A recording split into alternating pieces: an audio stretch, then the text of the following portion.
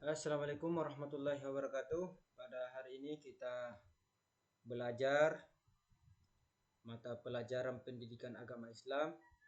Jadi saya sendiri yang mengajar di kelas 2. Nama saya Muhammad Ikhlasul Amal SPD MPD. Baik, untuk memanfaatkan waktu yang sebaik-baiknya, pada hari ini kita belajar tentang bab 6.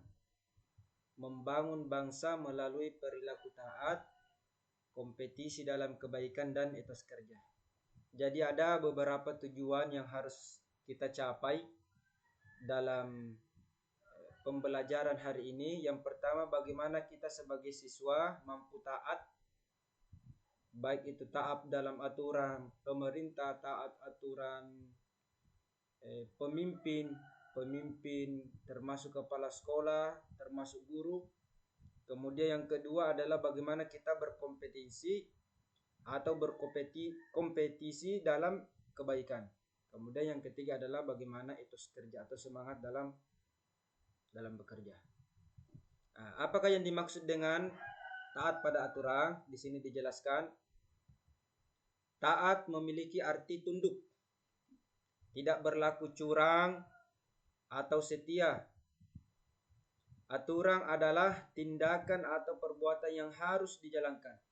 Taat pada aturan adalah sikap tunduk kepada tindakan atau perbuatan yang telah dibuat baik oleh Allah Subhanahu wa taala, nabi, pemimpin atau yang lainnya. Nah, taat pada aturan, perilaku mulia, ketaatan yang perlu dilestarikan ada beberapa hal. Nah, yang pertama adalah selalu mentaati perintah Allah Subhanahu wa taala. Dalam artian kita harus taat perintah Allah yang ada di dalam Al-Quran. Kemudian taat kepada Rasul, dalam hal ini hadisnya.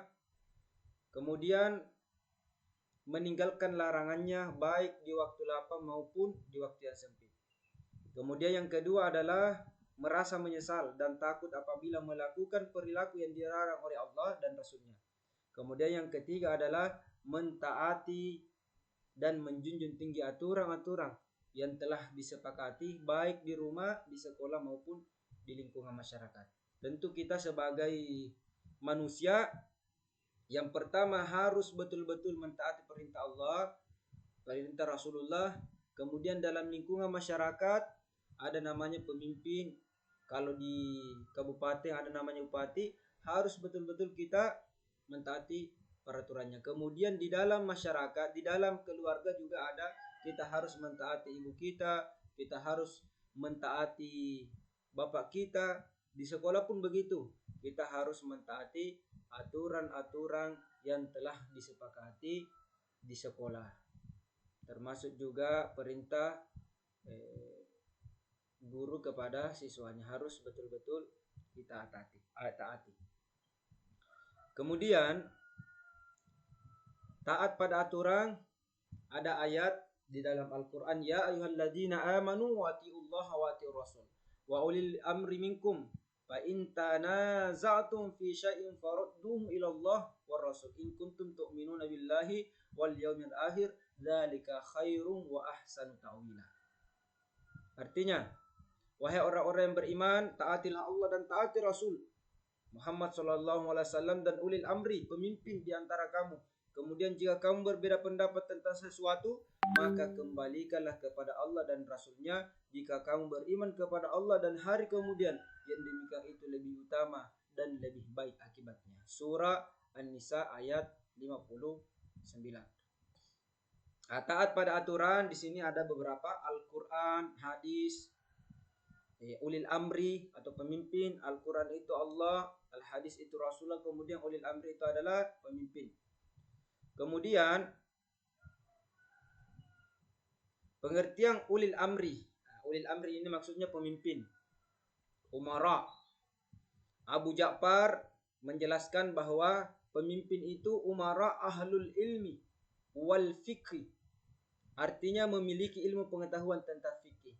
Adapun menurut Ahmad Mustafa adalah umara ahli hikmah, ulama, pemimpin pasukan dan seluruh pemimpin lainnya. Ini Ahmad Mustafa ini lebih menyeluruh. Kemudian Al-Mawardi memiliki 4 makna, yaitu umara, para pemimpin, ulama dan fuqaha, ustaz juga termasuk, kemudian sahabat Rasulullah, kemudian Abu Bakar dan Umar. Ini beberapa ulil amri, pengertian ulil amri menurut pendapat para ahli. Nah, kemudian yang kedua adalah kompetensi dalam kebaikan. Kompetensi merupakan hal mulia jika dilakukan dalam hal kebaikan. Maksudnya kompetensi dalam kebaikan ini bagaimana kita sebagai seorang siswa harus betul-betul berlomba-lomba dalam melakukan kebaikan. Dan di dunia ini banyak bentuk kebaikan yang bisa dijadikan untuk medan kompetisi. Kompetensi dalam kebaikan adalah kompetensi yang diniati hanya karena Allah semata. Kemudian dan diniatkan itu membedakan antara kompetisi yang mulia dan kompetensi yang bukan. Maksudnya di sini adalah bagaimana kita berkompetisi, berlomba-lomba dalam kebaikan.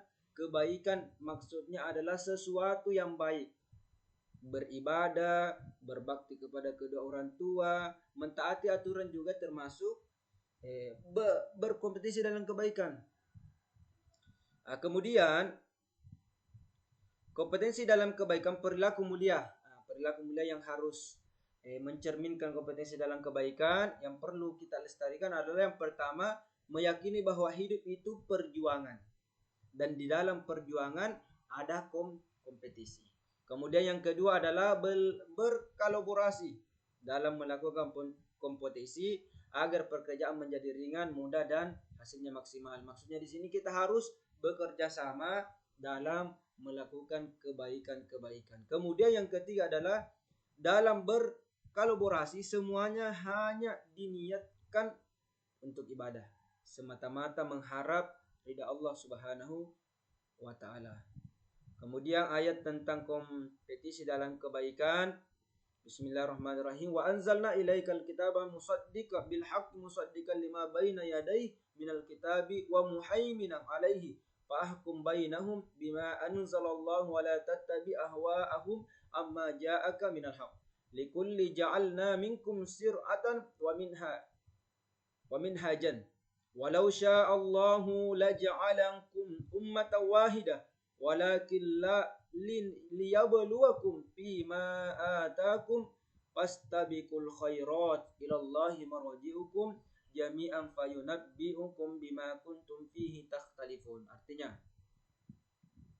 dan kami telah menurunkan kitab Al-Quran kepadamu Muhammad dengan membawa kebenaran yang membenarkan kitab-kitab yang diturunkan sebelumnya dan menjaganya, maka putuskanlah perkara mereka menurut apa yang diturunkan Allah dan jangan engkau mengikuti keinginan mereka dengan meninggalkan kebenaran yang telah datang kepadamu. Untuk setiap umat di antara kamu kami memberikan aturan dan jalan yang terang. Kalau Allah menghendaki niscaya kamu dijadikannya satu umat, tetapi Allah hendak menguji kamu terhadap karunia yang telah diberikannya kepadamu. Maka berlomba-lombalah berbuat kebaikan hanya kepada Allah kamu semua kembali, lalu diberikannya kepadamu terhadap apa yang dahulu kamu perselisihkan. Surah Al-Maidah ayat ke-48. Kemudian yang ketiga adalah etos kerja. Etos kerja di sini ada 3 poin. Bekerja niat ridha Allah. Etos kerja Muslim didefinisikan sebagai sikap kepribadian yang melahirkan keyakinan yang sangat mendalam bahwa bekerja itu bukan saja untuk memuliakan dirinya, menampakkan kemanusiaannya, melainkan juga sebagai suatu manifestasi dari amal saleh. Sehingga bekerja yang didasarkan pada prinsip-prinsip iman bukan saja menunjukkan fitrah sebagai Muslim, melainkan sekaligus meninggikan martabat dirinya sebagai hamba Allah yang didera kerinduan untuk menjadikan dirinya sebagai sosok yang dapat dipercaya, menampilkan dirinya sebagai manusia yang amanah dan menunjukkan sikap pengabdian. Jadi di sini etos kerja bukan hanya bekerja saja, tapi harus sebagai seorang muslim harus bekerja atas dasar keimanan. Supaya pekerjaan kita tidak sia-sia, harus betul-betul bernilai ibadah. Bagaimana caranya? Harus mempunyai niat yang ikhlas karena Allah. Termasuk sekolah, itu termasuk pekerjaan sekolah. Nah, supaya sekolah kita bernilai ibadah harus betul-betul niat karena Allah Subhanahu wa taala. Perilaku mulia dari etos kerja yang perlu dilestarikan. Yang pertama adalah meyakini bahwa dengan bekerja keras pasti ia akan mendapatkan sesuatu yang diinginkan. Man jada wajada. Ini hadis Nabi, siapa yang bersungguh-sungguh, siapa yang dia pasti dapat. Kemudian yang kedua adalah melakukan sesuatu dengan prinsip mulai dari diri sendiri, mulai dari yang terkecil dan mulai dari yang sekarang. Kemudian yang ketiga adalah pantang menyerah dalam melakukan suatu pekerjaan. Adapun ayat tentang etos kerja, wa quli malu fasayarallahu amalakum wa rasuluhu wal mu'minun وستردون إلى عالم الغيب والشهادة فينبئكم بما كنتم تعملون. Dan katakanlah, bekerjalah kamu maka Allah akan melihat pekerjaanmu. Begitu juga rasulnya dan orang-orang mukmin, dan kamu akan dikembalikan kepada Allah yang Maha mengetahui yang gaib dan yang nyata, lalu diberitahukannya kepada kamu apa yang telah kamu kerjakan. Bahkan ada pepatah mengatakan adalah bekerjalah seakan-akan kamu hidup selamanya, dan beribadahlah seakan-akan kamu mati hari esok. Ini menunjukkan kepada kita kalau kita bekerja harus mempunyai semangat yang tinggi. Kalau kita juga beribadah harus mempunyai semangat tinggi. Kita yakin kalau kita bekerja kita seakan-akan hidup selamanya. Kalau kita meyakini itu, semangat kita dalam bekerja akan meningkat. Kemudian kalau kita beribadah seakan-akan kita mati besok. Kalau kita meyakini seperti itu, niscaya ibadah yang kita kerjakan itu akan tulus karena Allah Subhanahu wa taala. Kemudian terakhir, ya ini saja materi yang dapat saya sampaikan. Kurang lebihnya mohon dimaafkan. Kalau tugasnya silahkan dicatat poin-poin penting dari pembahasan kita pada hari ini. Sekian. Assalamualaikum warahmatullahi wabarakatuh.